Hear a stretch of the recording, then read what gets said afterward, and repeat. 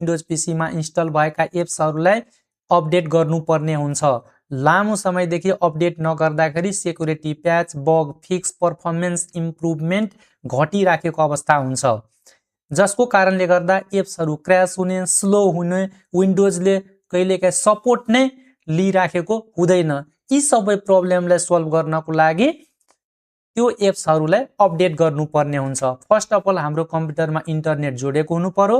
त्यसपछि सर्च बक्समा जाउँ, यहाँ टाइप गरौँ CMD, त्यसपछि कमान्ड प्रम्प्टमा राइट क्लिक गर्ने, रन एज एडमिनिस्ट्रेटरमा क्लिक गर्ने, यसमा क्लिक गर्ने। अब यहाँ कमान्ड प्रम्प्ट ओपन भयो, यहाँ टाइप गर्ने कमान्ड विन-गेट अपग्रेड अनि इन्टर थिच्ने।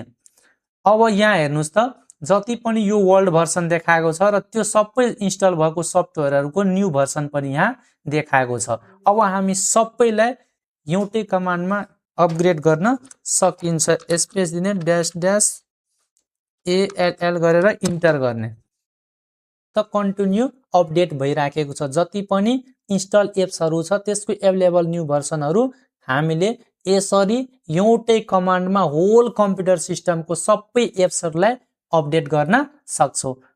पक्कै पनि तपाईहरुलाई यो भिडियो मन पर्यो भने लाइक, शेयर, कमेन्ट गर्न नबिर्सनुहोला। हस्, धन्यवाद।